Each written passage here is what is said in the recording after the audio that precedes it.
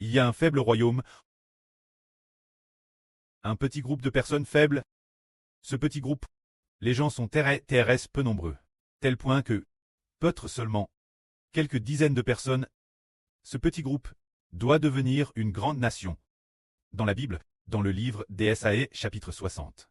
Il est ainsi prophétisé. Alors, le frère Ashbert va lire, au sujet de ce royaume, quel genre de royaume il est.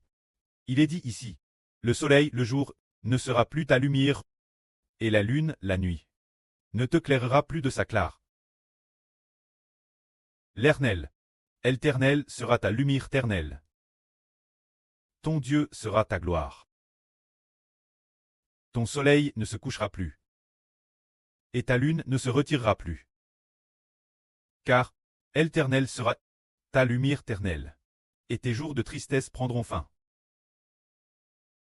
Tous les gens de ton peuple seront des justes. Ils posséderont le pays pour toujours. Ils sont le rejeton que j'ai plan. L'œuvre de mes mains, pour servir ma gloire, le plus petit deviendra un royaume. Le plus faible deviendra une nation puissante. Moi, l'Éternel en son temps, je acheterai ces choses. Expliquons maintenant le sens de ces paroles. Se dire. Par exemple, le précleste a dit que il y a un tout petit groupe de personnes, un TRS petit groupe de personnes, qui doit devenir un royaume, une grande et puissante nation. Le groupe le plus faible doit devenir une nation puissante.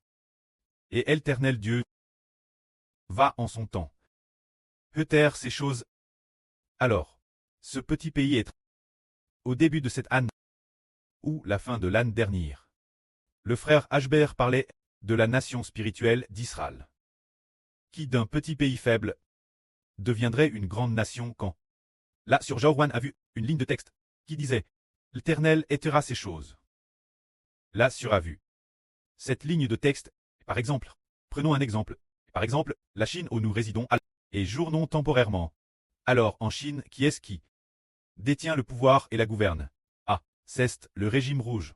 Il y a leur secrétaire général, leurs dirigeants qui détiennent le pouvoir pour gouverner la Chine, cette terre, et pour gouverner ce territoire. Bien que la terre soit vaste et la population nombreuse. Mais pour cette nation, par qui est-elle gouverne? Elle est gouverne par des hommes. C'est-à-dire que, au maximum, ils gouvernent toute une vie, 20 ans tout au plus.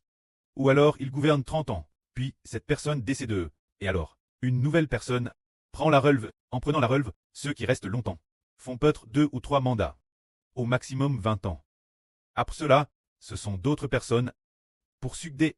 Mais une fois le temps coule, alors, le précleste renversera leur régime. Non seulement nous habitons cette terre où nous journons temporairement. Leur régime sera renverse. Toutes les nations et tous les peuples devront, lorsqu'ils seront renvers. Alors, nous verrons. Les dirigeants de toutes les nations et de tous les peuples de la terre. La lumière qu'ils peuvent mettre, est-elle éclatante? Non, elle ne l'est pas. Et madame, ils ne peuvent madame pas tre appel lumière. Ils ne peuvent tre appel que un royaume dirigé par des pécheurs, des hommes pécheurs, le royaume qu'ils dirigent. Ainsi un tel royaume n'a aucun clas. Et ses citoyens n'atteindront pas, ne recevront aucune gloire, et ne recevront pas non plus une quelconque paix. De plus, dans ce royaume donne aux pécheurs, pour y régner. Les pécheurs mourront aussi, vieilliront et mourront. Les citoyens gouvernent par des pécheurs, vieilliront et mourront également. Alors un tel royaume, que vaut-il? Il ne vaut absolument rien. Il n'est rien du tout. Mais il y a un royaume. Au moment où il était le plus faible, le précleste, travers un fils, appelle le soleil, le frère Ashbreu d'Israël, pour guider, pour gouverner ce royaume. Ce royaume, maintenant, utilise le soleil, la lune et 12 toiles. Pour guider ce royaume, pour gouverner ce royaume, pour le gouverner jusqu'à ce que, plus de 10 ans plus tard, le temps soit accompli. Une fois cette période de plus de 10 ans coule, alors, ce royaume devra passer d'un petit pays faible, une grande et puissante nation. La lumière de ce soleil, n'est-elle pas plus belle que celle du règne de toutes les nations et de tous les peuples? Absolument plus belle, toutes les nations et tous les peuples, la lumière de leurs dirigeants n'a aucune lumière en réalité, il n'y a que des ténèbres. Il utilise l'esprit pécheur des ténèbres, pour gouverner le peuple. Ainsi, le peuple n'a aucun espoir. Le peuple n'aime pas non plus son dirigeant, et le dirigeant n'aime pas non plus son peuple, et le peuple n'aide pas ses enfants, ni engendre par lui.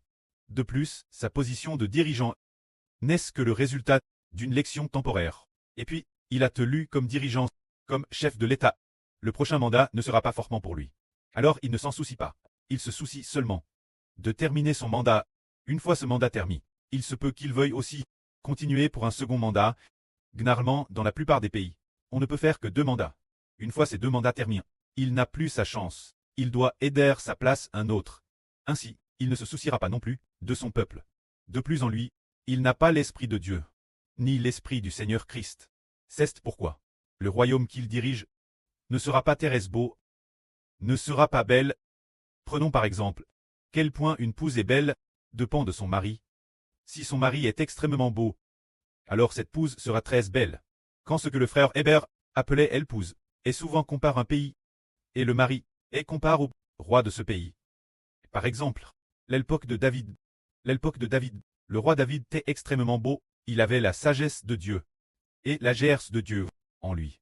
Ainsi, le royaume gouverne par David paraissait extrêmement beau, et quand Salomon, dans sa jeunesse, son règne était également très bon, parce que il y avait en lui la lumière de Dieu. Le royaume d'Israël était comme l'épouse de Salomon. Cette époque, il était extrêmement beau, mais quand Salomon devint vieux, la lumière en Salomon, il n'y avait plus de lumière. Dans sa jeunesse, il y avait de la lumière, mais l'intérieur, il y avait des ténèbres. Les ténèbres en lui étaient qu'il a adore des idoles, ainsi, ayant adore des idoles, ainsi ce pays n'était plus beau. Après avoir adore des idoles, ce qu'il y avait en Salomon n'avait plus de lumière, ce qui fit que le peuple, tous les enfants du pays, tous les citoyens, cause de l'idolâtrie de Salomon. Ainsi, tous les enfants furent souillés par Salomon. Le pays entier devint idolâtre. Alors, nous disons, si un pays est beau ou non, dépend du roi.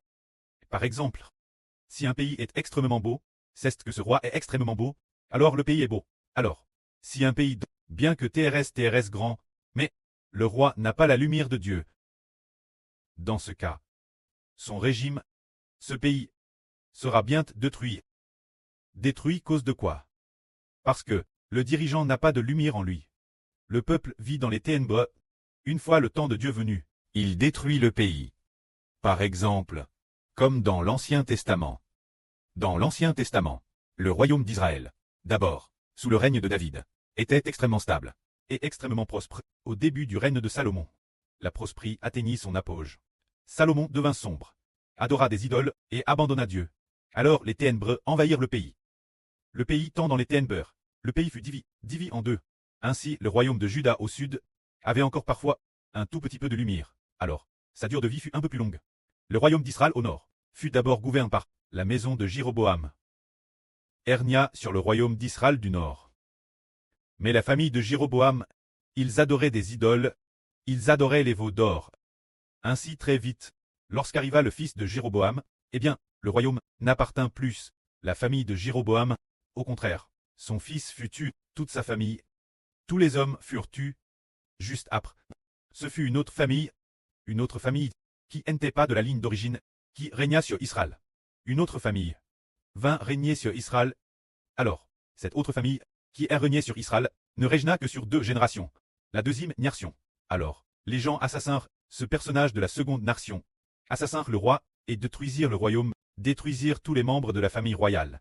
Une nouvelle nation se leva nouveau, et ainsi, dans le royaume d'Israël du Nord, il y eut environ 10 dynasties. 10 dynasties. Chaque dynastie, la plus longue, dura 100 ans. La plus courte ne dura que 7 jours. Dans ce royaume d'Israël du Nord, un si petit territoire, le royaume d'Israël du Nord, il a pourtant changé d'environ 10 dynasties. Gouverne par 10 familles différentes. Pourquoi a-t-il changé de dynastie si souvent? Tout comme sur la terre de Chine, le changement de différentes dynasties. Par exemple, les dynasties Tang Song, Ming Qing, qui se sont succédées, et maintenant, sous le règne du PCC. Pourquoi cela change-t-il constamment? Parce que les dirigeants n'ont pas de lumière. Ils ne commettent que des péchés. Le pays est donc dans les ténèbres. C'est pourquoi le pays ne durera pas. Mais il y a un royaume dont le dirigeant, son gouverneur, a de la lumière. Ce royaume est appelé le royaume d'Israël de la Nouvelle Alliance. Sa lumière est la lumière de Dieu et du Seigneur Christ, qui est en lui, ainsi, puisqu'il est un souverain magnifique. Avec en lui, l'Esprit de Dieu et du Seigneur, comme lampe et lumière, le gouvernement de Dieu et du Seigneur, YRCID. Alors, bien que le royaume soit terrestre petit, bien qu'au début, il n'y ait eu que lui seul, petit, les gens sont venus les uns après les autres. Progressivement, il y a maintenant des dizaines de personnes. Alors, ce royaume va-t-il devenir de plus en plus prospère? Il sera de plus en plus prospère.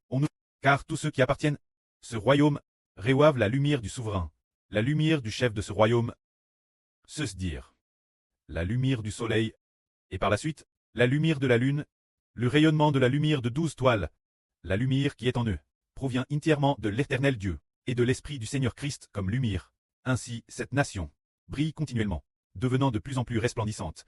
Puis, la fin du monde, toutes les nations et tous les peuples. Que ce soit les États-Unis, le Royaume-Uni, la Chine, la Russie. Toutes les nations et tous les peuples sont dans les ténèbres, car les dirigeants n'ont pas de lumière. Leurs peuples veulent de la lumière. Mais tous les dirigeants des nations n'ont pas de lumière, ils disent. Classe, pourquoi? Notre chef n'a-t-il pas de lumière? Notre souverain n'a pas de lumière. Notre souverain, l'intérieur est tout de ténèbres, nous voulons chercher la lumière. Alors ceux qui veulent chercher la lumière commencent l'une après l'autre, quitter les nations où ils résidaient, pour se tourner plus vers celle qui a une grande lumière, celle qui a la lumière du soleil. Cette nation cesse de dire qu'ils se tournent en foule vers l'Israël spirituel.